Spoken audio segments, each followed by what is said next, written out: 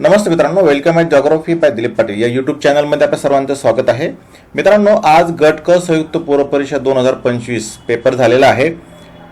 या पेपरमध्ये भूगोल विषयावर कशा प्रकारचे प्रश्न विचारलेले होते त्याचं सूक्ष्म विश्लेषण आपण पाहूयात. माझ्या हाती लागलेला आहे ए सेट. या ए सेटमध्ये प्रश्न क्रमांक 11 पासून तर 20 पर्यंत भूगोलाचे प्रत्यक्ष प्रश्न होते आणि एक 33वा प्रश्न जो होता तो अप्रत्यक्ष भूगोलाशी संबंधित होता. या सगळ्या प्रश्नांचे विश्लेषण आजच्या या व्हिडिओमध्ये पाहणार आहोत. चॅनलवर नवीन असाल तर चॅनल सबस्क्राईब करा, बेल आयकॉनची घंटी प्रेस करा जेणेकरून तुम्हाला नवीन नोटिफिकेशन मिळत जातील. मित्रांनो, महाराष्ट्राच्या भूगोलावर तब्बल 5 प्रश्न होते आणि भारताच्या भूगोलावर 5 प्रश्न विचारलेले होते. अशी एकूण प्रश्नांची संख्या ही 10 होती. याचं सूक्ष्म विश्लेषण पाहत असताना सुरुवातीला महाराष्ट्राच्या भूगोलावर विचारलेले प्रश्न पैकी प्रमुख घटक व उपघटक आणि प्रश्नांची संख्या हे आपण पाहूयात. खनिज संपत्ती व ऊर्जा संसाधने हा एक प्रमुख घटक आपल्याला महाराष्ट्राच्या भूगोलात आहे. त्यामध्ये मॅग्नीज, लोह खनिज, बॉक्साईट, क्रोमाइट ही जी खनिजं आहेत त्या खनिजांची उत्खनन क्षेत्र व ते खनिज यांच्या जोड्या लावा यावर एक प्रश्न विचारलेला होता. महाराष्ट्राच्या भूगोलामध्ये दुसरा टॉपिक मृदा व कृषी यावर प्रश्न विचारलेला होता. पुढीलपैकी कोणते प्रधानमंत्री मत्स्य संपदा योजना 2025 चे उद्दिष्ट नाही असा एक प्रश्न होता. उद्योगधंदे हा एक प्रमुख घटक होता. त्यामध्ये उपघटक महाराष्ट्र इलेक्ट्रिक व्हेकल धोरण 2025 चे उद्दिष्ट विचारलेली होती विधानात्मक स्वरूपामध्ये. महाराष्ट्र पर्यटन ह्या प्रमुख घटकामधील पाल, तोरणमाळ, महाबळेश्वर व लोणावळा ही ठिकाणं व जिल्हे यांची चुकीची जोडी ओळखा असा प्रश्न विचारलेला होता. त्यानंतर महाराष्ट्र नदी प्रणालीवर वर्धा, वैनगंगा, पैनगंगा व गोदावरी नद्यांच्या उपनद्यांबद्दलची चुकीची विधाने ओळखा असे प्रश्न महाराष्ट्राच्या भूगोलावर विचारलेले होते. हे आहे सूक्ष्म ॲनालिसिस. तसंच भारताच्या भूगोलावर विचारलेले प्रश्न त्यातला प्रमुख घटक भारत राजकीय प्रशासकीय यामध्ये उपघटक आहे भारत, शेजारील देश नेपाळ, त्याला लागून असलेले राज्य, भूतान व नेपाळ बद्दलची तुलना यावर एक प्रश्न विचारला आहे. प्रमुख घटक भारत नदी प्रणाली त्यामध्ये यमुना नदीच्या उपनद्या त्यांचा क्रम पश्चिम पूर्व कोणता आहे तो अचूक ओळखा असा प्रश्न विचारलेला. भारत हवामान या प्रमुख घटकातील कोपेन यांनी केलेले भारताच्या हवामानाचे विभागानुसार वर्गीकरण यावर एक प्रश्न विचारला आहे. मृदा व कृषी या प्रमुख घटकातील उपघटक भारतामध्ये प्रथम क्लोन कृतक पद्धतीने जन्मलेले गीर गाईच्या वासराचं नाव तुम्हाला विचारलेलं आहे. मानवी व सामाजिक भूगोलाशी संबंधित संयुक्त राष्ट्रसंघाच्या जागतिक कार्यसूची आराखडा 2015 ची उद्दिष्टे किती आहेत असा एक प्रश्न विचारलेला आहे. आणि राष्ट्रीय लोकसंख्या धोरण 2000 ची उद्दिष्टे कोणती अशा पद्धतीचे हे दोन्ही प्रश्न मानवी व सामाजिक भूगोलाशी संबंधित आहेत. त्यांना आपण जॉग्राफीमध्ये अभ्यासू. असे एकूण 10 प्रश्न प्रत्यक्ष आणि एक प्रश्न अप्रत्यक्ष भूगोलावर विचारलेले आहेत. मित्रांनो, आता आपण ए सेट मधील प्रश्न क्रमांक 11 पासून सविस्तर त्याचे विश्लेषण पाहूयात. मी टायमिंग दिलेला आहे प्रत्येक प्रश्नाला जेणेकरून आपला तो प्रश्न 30 सेकंदात पूर्ण होतो का हे आपल्याला पाहता आलं पाहिजे. भारतामध्ये प्रथम क्लोन कृतक पद्धतीने जन्मलेले गीर गाईच्या वासराचे नाव डॅश डॅश होते. 1 कपिला, 2 सरस्वती, 3 लुनी, 4 गंगा. छोट्या प्रश्नांमध्ये आपला जो वेळ वाचतो तो आपण गणित आणि बुद्धिमत्तेसाठी वापरला पाहिजे. या अनुषंगाने टायमिंग 30 सेकंद. आपण इथं पाहू शकतो गाईचं हे वासरू पहिलं. भारतीय संस्कृतीमध्ये गाईला अनन्य साधारण असं महत्व आहे आणि याच भारत भूमीवर गाईचे पहिले क्लोन त्याला कृतक असं आपण म्हणतो ते तयार करण्यात आले. हरियाणातील कर्नल या राष्ट्रीय डेअरी अनुसंशोधन संस्थेच्या वैज्ञानिकांनी हे क्लोनिंग तयार केलेले आहे. 16 मार्च 2023 रोजी क्लोनिंग तंत्राने जन्मलेल्या या वासराचे नाव गंगा असे आहे. गंगा ही गीर प्रजातीच्या गायीचे क्लोन आहे, लक्षात ठेवा. जन्मताच गंगेचे वजन 32 किलो एवढे होते. म्हणून आपल्याला या प्रश्नाचं उत्तर देता येईल पर्याय क्रमांक 4. अंतिम उत्तर तालिका आपण उत्तरांसाठी पाहू शकतात. प्रश्न क्रमांक 12 ए सेट मधला, संयुक्त राष्ट्रसंघाच्या जागतिक कार्यसूची आराखडा 2015 नुसार शाश्वत विकासाची किती उद्दिष्टे निश्चित केली आहेत? पहिला पर्याय 17, दुसरा पर्याय 15, पर्याय 3 20, पर्याय 4 10. पाठांतराचा प्रश्न होता, अवांतर वाचन असेल आपला, त्यावर आधारित हा प्रश्न होता. आपण याचं विश्लेषण जर पाहिलं तर तुम्हाला सस्टेनेबल डेव्हलपमेंट गोल्स दिसत आहेत. टोटल 17 गोल्स याचे दिलेले आहेत. त्या 17 गोल्समध्ये आपण पहिलं गोल्स पाहू शकतो, नो पॉवर्टी, म्हणजे कोणीही गरीब नको, दारिद्र्य निर्मूलन, सर्वत्र सर्व प्रकारचे दारिद्र्य नष्ट करणे, नंबर 1. नंबर 2, झिरो हंगर, म्हणजे भूक निर्मूलन, कोणीही भुकेलं नाही राहिलं पाहिजे, उपासमार संपली पाहिजे, अन्न सुरक्षा आणि सुधारित आहार प्रत्येकाला मिळायला हवा. Number 3, good health and well being, म्हणजे उत्तम आरोग्य आणि कल्याण सर्वांचं झालं पाहिजे, सर्व वयोगटातील लोकांसाठी निरोगी जीवन, सुनिश्चित जीवन. नंबर 4, क्वालिटी एज्युकेशन, दर्जेदार शिक्षण, सर्वसमावेशक आणि दर्जेदार शिक्षण प्रत्येकाला मिळायला हवं. नंबर 5, जेंडर इक्विलिटी, लैंगिक समानता, महिला आणि मुलींचे सक्षमीकरण करणे. Number 6, clean water and sanitation, स्वच्छ पाणी आणि स्वच्छता, पाणी आणि स्वच्छतेचे शाश्वत व्यवस्थापन सुनिश्चित करणे हे 6वं उद्दिष्ट. Number 7, affordable and clean energy, स्वस्त आणि स्वच्छ ऊर्जा सर्वांना मिळेल अशी, सर्वांना परवडणारी आणि आधुनिक ऊर्जा उपलब्ध करून देणे. Number 8, decent work and economic growth, सन्मानजनक काम आणि आर्थिक वाढ प्रत्येकाची, शाश्वत आर्थिक विकास व सर्वांना रोजगार मिळवून देणे हे उद्देश आहे. इंडस्ट्री इनोव्हेशन अँड इन्फ्रास्ट्रक्चर, उद्योग, काही नवोपक्रम असतील, पायाभूत सुविधा असतील त्या वाढवणे, निर्माण करणे. रिड्यूस इनइक्वालिटी, असमानता कमी करणे, म्हणजे देशांतर्गत आणि आंतरराष्ट्रीय स्तरावर जी काही असमानता असेल ती कमी करणे. सस्टेनेबल सिटीज अँड कम्युनिकेशन, शाश्वत शहरं आणि समुदाय, सुरक्षित शहरं बनवणे, निर्माण करणे. रिस्पॉन्सिबल कन्झ्युम्शन अँड प्रोडक्शन, जबाबदार उपभोग आणि उत्पादन उपभोगाचे शाश्वत नमुने सुनिश्चित करणे हे 12 उद्दिष्ट. 13, क्लायमेट ॲक्शन, हवामान कृती, हवामान बदलासंबंधी त्याच्या प्रभावाचा सामना करण्यासाठी तातडीने पावलं उचलणे. लाईफ बिलो वॉटर, पाण्याखाली जीवन, महासागर असेल, सागरी साधन संपत्ती यांचं जतन करणे. लाईफ अँड लँड, जमिनीवरचं जे जीवन असेल ते सुरक्षित ठेवणे, त्याचं रक्षण करणे, जैवविविधताला हानी पोहोचणार नाही या पद्धतीने वर्तन करणे. Peace, justice and strong and institutions, म्हणजे शांतता, न्याय आणि मजबूत अशा काही संस्था निर्माण करणे. पार्टनरशिप फॉर द गोल्स, म्हणजे ही जी उद्दिष्ट आहेत या उद्दिष्टांमध्ये भागीदारी ठेवणे, शाश्वत विकासासाठी जागतिक भागीदारी आपली मजबूत करणे, अशी ही गोल सस्टेनेबल डेव्हलपमेंट्स ठेवण्यात आलेले आहेत एकूण 17. म्हणून या प्रश्नाचं उत्तर आपल्याला देता येईल पर्याय क्रमांक 1. नेक्स्ट क्वेश्चनकडे आपण जातोय. जोड्या जुळवाचा प्रश्न होता. इकडे खनिज दिलेली आहेत, इकडे उत्खनन क्षेत्र दिलेले आहे. महाराष्ट्राच्या भूगोलावर आधारित हा प्रश्न आहे. अ मध्ये मॅग्नीज, ब लोह खनिज, क बॉक्साईट, 4 क्रोमाइट, सुरजागड, जानोली, चिखला आणि उदगीर आणि उदगीर याच्यामध्ये फरक आहे, तुमचं कन्फ्युजन होऊ शकतं. व्यवस्थित वाचन केलं असेल आपण तर उत्तरापर्यंत बरोबर पोहोचू शकतो. 30 सेकंद वेळ पुरतो का आपल्याला बघा.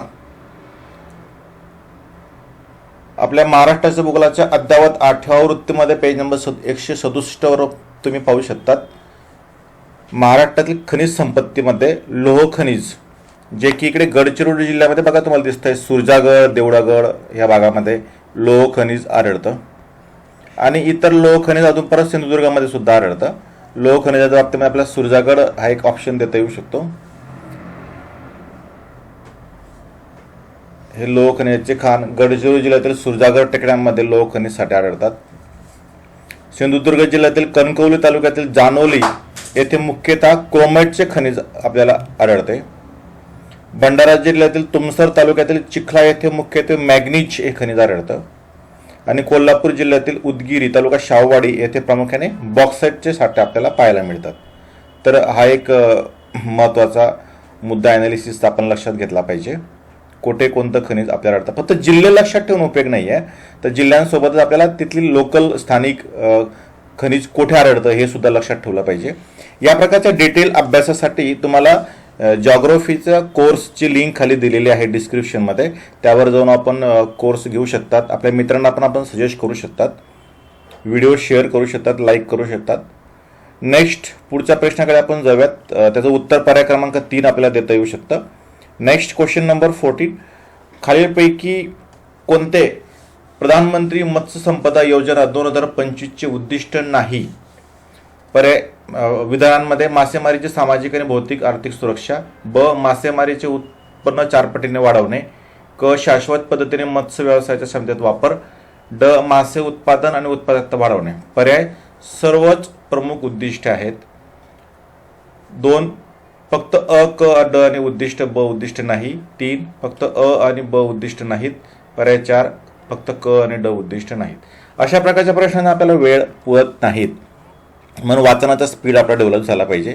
या प्रश्नाच्या विश्लेषणाकडे जात असताना आपण ती जी योजना आहे प्रधानमंत्री मत्स्य संपदा योजना, याचे काही एम्स, काही ऑब्जेक्ट आपण ठेवलेली होती.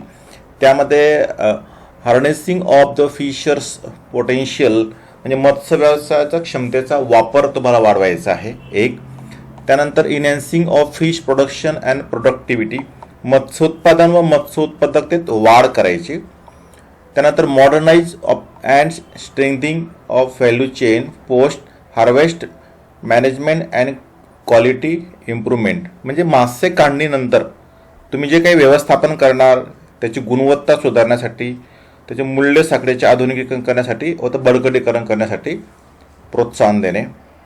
Doubling fishers and fish farms income and generation of employment, म्हणजे तुम्हाला काय करायचं आहे, मच्छीमार आणि मत्स्य शेतकऱ्यांचे उत्पन्न तुम्हाला दुप्पट करायचं आहे, 4 पट करायचं नाही आहे. तिथं तुम्हाला एक पर्याय 4 पट करणे असं दिलेलं होतं. आणि रोजगाराच्या संधीसुद्धा उपलब्ध करून देणे. Enhancing contribution to agriculture GVA and export, म्हणजे कृषीमध्ये आणि निर्यातीमध्ये याचं योगदान वाढवणे.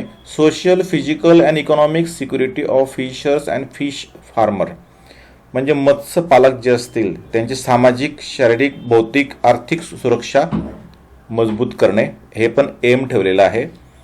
त्यानंतर robust fishers managements and regulatory framework, म्हणजे मजबूत मत्स्य व्यवसाय व्यवस्थापन आणि नियामक चौकट त्याची तयार करून देणे. ही ऑब्जेक्ट्स होती बघा. असं तुमचं वाचनात गेलं असेल तर तुम्ही उत्तरापर्यंत पोहोचू शकतात. त्याच पद्धतीने तुम्हाला परत त्यामध्ये 5 years प्रधानमंत्री Matsya Sampada Yojana fishers import with record harvest rising export and inclusive sustainable growth, जे आपण 5वं वर्ष याचं साजरे केलेलं आहे. 5th anniversary of PMMCSY we celebrate India achieve record to fish production of 195 lakh tons in 2024-25, becoming world second largest producer. म्हणजे 2024-25 मध्ये आपण जो काही अहवाल बाहेर काढला त्या अहवालांती 195 लाख टन इतकं विक्रमी मत्स्योत्पादन आपण साध्य केलेलं आहे, ज्यामुळे जगातील 2ऱ्या क्रमांकाचा सर्वात मोठा उत्पादक भारत झालेला आहे. increasing in equality to productivity from national average of 3 to 4.7 ton per hectare as February 2025, म्हणजे फेब्रुवारी 2025 पर्यंत भारताने जलकृषी ॲग्रिकल्चर उत्पादन क्षमतेमध्ये राष्ट्रीय सरासरी 3 वरून 4.7 टन प्रति हेक्टर पर्यंत वाढवलेली आहे. हा एक मुद्दा लक्षात घ्यावा लागेल. त्यानंतर creation to 58 lakhs employment opportunities to December 2024, surpassing to target to 55 lakh, म्हणजेच जवळपास डिसेंबर 2024 पर्यंत आपण 58 लाख रोजगाराच्या संधी निर्माण केलेल्या आहेत. त्या 55 लाखाचे लक्ष्य आपण केव्हाच ओलांडलेलं आहे. एम्पॉवरमेंट ऑफ 99,080 वुमेन्स थ्रू रोजगार यांना मिळाला आहे 4,060.96 crore सँक्शन फ्रॉम 2020-21 टू 2024-25. म्हणजे जवळपास आपण 2020-21 ते 2024-25 हा जो कालावधी आहे, हा जो ड्युरेशन आहे, या ड्युरेशनमध्ये 4,061.96 कोटी इतकी आपण मंजूर केलेली आहे. म्हणजे महिलांना सक्षमीकरण करण्यामध्ये आपण इथं खूप आपण इथं विकास केलेला आहे, डेव्हलप केलेला आहे. हा एक मुद्दा आपल्याला लक्षात ठेवावा लागेल. अचीव्ह केलेला आहे आपण हे टार्गेट. अशा पद्धतीने जरा विश्लेषण करून जर आपण परीक्षेला गेलो तर आपण टार्गेटपर्यंत पोहोचतो. म्हणून या प्रश्नाचं उत्तर आपल्याला देता येऊ शकतं. पर्याय क्रमांक 2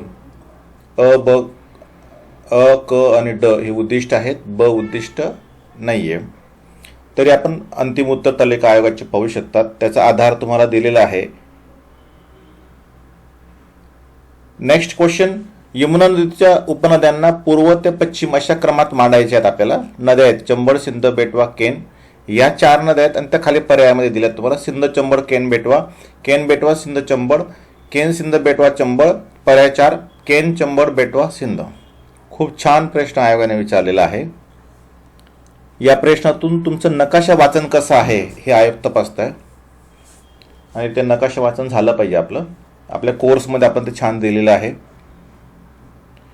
मित्रांनो, तुम्ही पाहू शकतात भारताच्या भूगोलाची अद्ययावत 4थी आवृत्ती जी बाजारात आहे त्या आवृत्तीच्या अनुषंगाने तुम्ही इथं पाहू शकतात. बघा, गंगा नदी आणि तिला मिळणारी ही यमुना नदी बघा या बाजूला. ही इकडनं येते बघा, यमुना दिल्लीकडनं, मथुरा, आग्रा आणि या ठिकाणी बरोबर वाराणसीच्या अगोदर इलाहाबाद येथे ती गंगेला जाऊन मिळते. कोणत्या बाजूने? उजव्या बाजूने. बघा कुठल्या बाजूने? उजव्या. आता इथं तुम्हाला लक्षात ठेवण्यासारखी बाब अशी आहे, उजवी आणि डावी हा क्रम तुम्हाला समजला पाहिजे. म्हणजे नदीचा जो प्रवाह असतो त्या प्रवाहानुसार आपण जर चालत गेलो, स्वतः आपण चालतोय असं अशी एक कल्पना करायची आणि चालत असताना आपल्या डावीकडची बाजू म्हणजे उत्तरेकडची बाजू, आपल्या उजवीकडची बाजू म्हणजे दक्षिणेकडची बाजू. मग या अनुषंगाने ही जी यमुना आहे ती यमुनेला येऊन मिळणाऱ्या उपनद्या आहेत त्या तिला उजवीकडून येऊन मिळत आहेत. बघा इकडे या पहिल्या टप्प्यामध्ये चंबळ भेटते, त्यानंतर सिंध, त्यानंतर बेटवा, त्यानंतर केन. मग प्रश्नामध्ये विचारताना त्यांनी असं विचारलेलं आहे की या यमुना नदीला येऊन मिळणाऱ्या ज्या काही नद्या आहेत त्या नद्याचा क्रम तुम्हाला पूर्व ते पश्चिम असं सांगायचा आहे. पूर्व ते पश्चिम म्हणजे ही पूर्व बाजू बघा इथे दिलेलं आहे, स्पष्ट दिलेलं आहे, ही पूर्व बाजू आणि ही इकडे पश्चिम बाजू. मग पूर्व ते पश्चिम जर क्रम पाहिजे असेल तुम्हाला उपनद्यांचा तर तो केन, बेटवा, सिंध आणि चंबळ असं सांगता येईल तुम्हाला. तुम्ही अभ्यासताना मला माहिती आहे चंबळ, सिंध, बेटवा, केन असं अभ्यासलं असेल. मात्र इथं पूर्व पश्चिम क्रम विचारलेला आहे तर तो केन, बेटवा, सिंध, चंबळ असाच आला पाहिजे. पेज नंबर 69 वर दिलंय तुम्हाला बघा ह्या पुस्तकाच्या. छानपैकी व्हिज्युअलाइज केलं असेल तुम्ही. मला विद्यार्थ्यांचे फोन आलेत, मेसेज आलेत की सर त्याचा फायदा झाला, व्हिज्युअलाइज केला आम्ही आणि व्हिज्युअलाइज करून बरोबर उत्तर वेळासमोर आलं. तर ते व्हिज्युअलाइज करावं लागेल आपल्याला. त्या अनुषंगाने याच्या उत्तरापर्यंत आपण जातोय. पर्याय क्रमांक 2 केन, बेटवा, सिंध व चंबळ याचं उत्तर आपल्याला देता येईल शकतं. नेक्स्ट पुढचा प्रश्न पाहतो आपण. महाराष्ट्र इलेक्ट्रिक वाहन धोरण 2025 नुसार महाराष्ट्रातील महामार्गावर किती अंतरावर इलेक्ट्रिक वाहनांसाठी चार्जिंग स्टेशन्स बसवलेले आहेत? पर्याय 1 25 किलोमीटर, पर्याय 2 40 किलोमीटर, पर्याय 3 50 किलोमीटर, पर्याय 4 100 किलोमीटर. छोटे प्रश्न असतात, अशा प्रश्नामध्ये तुमचा वेळ वाचतो, तो आपण गणित आणि बुद्धिमत्तेसाठी वापरला पाहिजे. म्हणून मी मुद्दामून टायमिंग दिलेला आहे आणि अशाच प्रकारच्या टायमिंगचे व्हिडिओ आपल्या कोर्समध्ये तुम्हाला दिलेले आहेत. बघा या प्रश्नाच्या उत्तराकडे जात असताना तुम्ही अद्ययावत आपल्या महाराष्ट्राच्या भूगोलाची 8वी आवृत्ती जी बाजारात आहे त्या आवृत्तीत पेज नंबर 187 वर तुम्ही पाहू शकतात महाराष्ट्र इलेक्ट्रिकल व्हेकल धोरण 2025 स्पष्ट दिलेलं आहे. महाराष्ट्र शासनाने नुकतेच महाराष्ट्र EV धोरण 2025 ते 30 जाहीर केलं असून या धोरणानुसार इलेक्ट्रिक वाहनांना वापर वाढवण्यासाठी आर्थिक प्रोत्साहन दिले जाणार. इलेक्ट्रिक दुचाकी, 3 चाकी, खाजगी 4 चाकी वाहनं वाढणार. त्या बेसला 10% अनुदान दिले जाणार. इलेक्ट्रिक वाहनासाठी नोंदणी शुल्क माफ करण्यात आलेले आहे. इलेक्ट्रिक मालवाहू 3 चाकी, 4 चाकी, शेतीसाठी येणारे ट्रॅक्टर्स पंपावर 15% अनुदान आहे. इलेक्ट्रिक वाहनांना मुंबई पुणे एक्सप्रेसवे, अटल सेतू, समृद्धी महामार्ग टोल माफ आहे. राज्य आणि राष्ट्रीय महामार्ग इलेक्ट्रिक वाहनांना 50% टोल माफ मिळणार आहे. आणि शेवटी तुमच्या प्रश्नामध्ये जो मुद्दा विचारलेला आहे तो आपण स्पष्ट दिलेला आहे. राज्य व राष्ट्रीय महामार्गावर प्रत्येक 25 किलोमीटरवर इलेक्ट्रिक वाहनांसाठी चार्जिंग सुविधा उभारण्यात आलेली आहे. ज्यांनी वाचन केलं असेल त्यांना निश्चितच त्याचा फायदा झालेला असेल. तर मित्रांनो, अशा पद्धतीने अपडेट्स पुस्तकं जरा बाजारात बघत चला, अपडेट कोर्स बाजारात बघत चला. कोर्स इतका स्वस्त नाही मिळत. कोर्सची किंमत जर असेल तर त्या कोर्समध्ये त्या पुस्तकात काहीतरी दिलेलं असेल म्हणूनच त्याची किंमत असते दिलेली. त्या अनुषंगाने नेक्स्ट याचं उत्तर आपण पाहतोय 25 किलोमीटर. पुढचा प्रश्न कोपेन गट ब ला सुद्धा यावर प्रश्न होता. यांनी केलेल्या हवामान वर्गीकरण विभागानुसार भारताच्या पश्चिम किनारी प्रदेशात कोणत्या प्रकारचे हवामान आढळते? मुंबईच्या दक्षिणेकडे खालच्या बाजूला. AW उष्णकटिबंधीय सॅवाना प्रकार, AS कोरड्या उन्हाळ्यासह मान्सूनचा प्रकार, AMW कमी कोरड्या हिवाळ्यासह मान्सून प्रकार आणि 4 BSHW अर्धशुष्क स्टेपी प्रकार. तर या प्रश्नाचं उत्तरापर्यंत आपण जातोय. स्पष्ट दिसतंय तुम्हाला इथं बघा. भारताच्या भूगोलाच्या 127 पेज नंबरवर मॅप दिलाय छान. AMW उष्ण मोसमी हवामान, अल्पकालीन शुष्क हिवाळा. A उष्णकटिबंधीय हवामान, M मोसमी हवामान आणि W कोरडा हिवाळा. वार्षिक पर्जन्यमान 300 सेमीपेक्षा अधिक असलेला सह्याद्री पर्वताच्या पश्चिमेकडील भाग म्हणजे कोकणापासून तर मलाबारपर्यंत खाली तो जो पूर्ण भाग दिसतोय तुम्हाला बघा, हा इथून मुंबईच्या दक्षिणेकडे म्हटलं प्रश्नामध्ये स्पष्टरित्या. याचा जर अभ्यास केला असेल तुम्ही तर उत्तरापर्यंत बरोबर पोहोचू शकतात. AMW आर्द्र पावसाळा, अल्प हिवाळा, बाष्पोत्सर्जनापेक्षा वार्षिक दृष्टीने प्रमाण जास्त सदाहरित वनस्पतीचा विभाग, यालाच AMW असं म्हणतात. तर मित्रांनो, या पद्धतीने आपण उत्तरापर्यंत पोहोचू शकतो. उत्तर पर्याय क्रमांक 3 आपल्याला देता येऊ शकते. त्यानंतर नेक्स्ट प्रश्न क्रमांक 18. खालील विधानांपैकी चुकीचे विधाने कोणते ती आहेत? अ. उत्तराखंड, उत्तर प्रदेश, बिहार, पश्चिम बंगाल आणि मणिपूर भारतातील राज्य नेपाळ सीमेला लागून आहेत. ब. नेपाळ हा एक भूपरिवेष्टित देश आहे जो चीन आणि भारत या 2 महाकाय देशांमध्ये वसलेला आहे. क. भूतान हा देश नेपाळ या देशाचा शेजारी आहे. पर्याय 1 अ आणि ब, पर्याय 2 ब आणि क, पर्याय 3 क आणि अ, पर्याय 4 फक्त क. तर या प्रश्नाचं अंतिम उत्तरापर्यंत पोहोचण्यासाठी आपल्याला नकाशा पाहावा लागेल. भारताच्या भूगोलाची अद्ययावत आवृत्ती जर आपण पाहिली बघा, तुम्हाला दिसते 4थी आवृत्ती. त्यात पेज नंबर 4 वर तुम्ही पाहू शकतात नेपाळ हा देश आहे. नेपाळ ह्या देशाला लागून असलेल्या राज्यांच्या सीमेचा जर आपण विचार केला व्यवस्थित, उत्तराखंड लागलेला आहे, उत्तर प्रदेश हे बघा लागलेलं आहे, त्यानंतर बिहार सुद्धा नेपाळला लागलेलं आहे. मात्र मणिपूर लागलेलं नाहीये बघा. इथे हे मणिपूर आहे. मणिपूरचा आणि नेपाळचा काही एक दूरपर्यंत संबंध नाही आहे, म्हणून मणिपूर हे लांब आहे. म्हणजे विधान अ हे चुकीचं आहे. नेपाळ हे भूपरिवेष्टित देश आहे. नेपाळला कुठलीही सागरी सीमा नाहीये, भूपरिवेष्टित आहे. जो चीन वरच्या बाजूला चीन आणि खाली भारत या 2 महाकाय देशांच्या मध्ये वसलेला आहे. हो, मध्ये वसलेला आहे. बरोबर, म्हणजे ब विधान हे बरोबर आहे. भूतान हा देश नेपाळ या देशाचा शेजारी आहे. नाही, भूतान या बाजूला आहे, नेपाळ या बाजूला आहे, मध्ये भारत आहे. त्यामुळे ते विधान सुद्धा चुकीचं आहे. या दोन्ही विधानांचा आपण जर विचार केला तर कोणती 2 विधानं ही चुकीची आहेत? तर अ आणि क ही 2 विधानं चुकीची तुम्हाला देता येऊ शकतात. मग त्याने अ आणि क हे क्रमाने नाही दिलेलं, तर अ आणि क तिथं तुम्हाला क आणि अ म्हटलेलं आहे. तुम्ही शोधत असताना खूप छान पद्धतीने सेट केलेत ते दोघी पर्याय, म्हणून उत्तर आपल्या पर्याय क्रमांक 3 देता येऊ शकतं. थंड हवेचे ठिकाण आणि जिल्हा या संदर्भात खालील चुकीचे विधान कोणते आहे ते ओळखा. 1 पाल जळगाव, 2 तोरणमाळ धुळे, 3 महाबळेश्वर सातारा, 4 लोणावळा पुणे. अतिशय बेसिक प्रश्न विचारलेला आहे. थंड हवेच्या ठिकाणांचा पर्यटनासंबंधीचा प्रश्न आहे. लोणावळा पुणे अगदी बरोबर, पाल जळगाव अगदी बरोबर, महाबळेश्वर जिल्हा सातारा अगदी बरोबर. तोरणमाळ धुळ्यात नाही आहे. तोरणमाळ हे नंदुरबार जिल्ह्यामध्ये आहे. धुळ्यातून वेगळा झालेला जिल्हा आहे नंदुरबार. थंड हवेचे ठिकाण महाराष्ट्राच्या उत्तर सीमेवर सातपुडा पर्वतरांगेच्या चौथ्या पुढात अक्राणी धळगाव जिल्हा नंदुरबार येथे खानदेशातलं हे थंड हवेचे ठिकाण आहे. महाराष्ट्रातील क्रमांक 2चे. विविध अशा वनराजींनी व्यापलेले महाराष्ट्र, गुजरात आणि मध्य प्रदेश 3 राज्यांच्या सीमेवर असलेले अतिशय सुंदर असे थंड हवेचे ठिकाण आहे. समुद्र सपाटीपासून जवळपास 1036 मीटर उंचीवर असलेले हे ठिकाण अतिदुर्गम सातपुडा पर्वतरांगेत. खूप छान असे पॉइंट्स या ठिकाणी आहेत तोरणमाळला. म्हणून उत्तर आपल्याला पर्याय क्रमांक 2 देतोय. पाहतोय खालील विधानांमधून चुकीचे विधान ओळखा. आता हा प्रश्न अतिशय कन्फ्यूज करणारा प्रश्न आहे.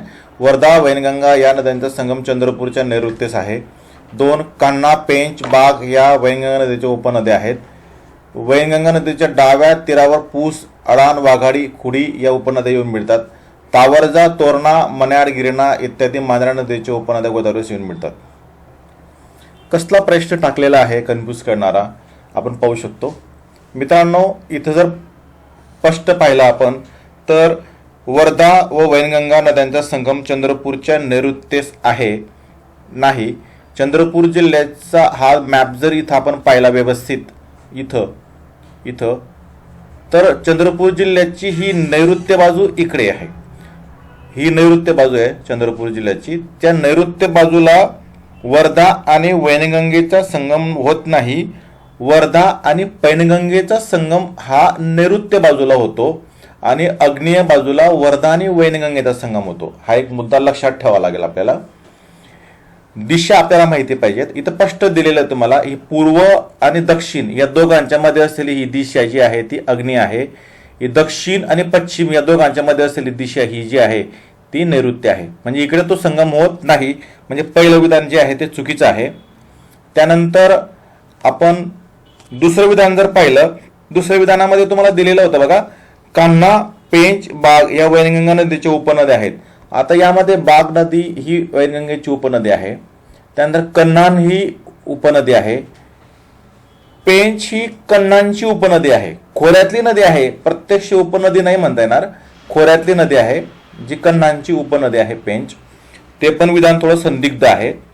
त्यानंतर विधान क्रमांक 3 कडे जर आपण गेलो, वैनगंगा नदीच्या डाव्या तीरावर पूस, अराण, वाघाडी व खुडी नद्या येऊन मिळतात नाही. ही पैनगंगा आहे. पतंगाचा त्या 2 मात्रा. वाघाडी, पूस, खुनी या नद्या तिच्या डाव्या बाजूने येऊन मिळणाऱ्या नद्या आहेत वरच्या बाजूने. तो एक भाग म्हणजे वैनगंगेचा काही उल्लेख नाहीये. तो प्रश्न तुम्ही जर इंग्रजीमध्ये सुद्धा वाचला तर तिथं सुद्धा त्या इंग्रजीमध्ये आपल्याला वैनगंगाच दिलेला आहे, पैनगंगा दिलेलं नाहीये. म्हणून या नद्यांचा आणि वैनगंगेचा काही एक संबंध नाहीये. म्हणजे ते विधान सुद्धा चुकीचे आहे.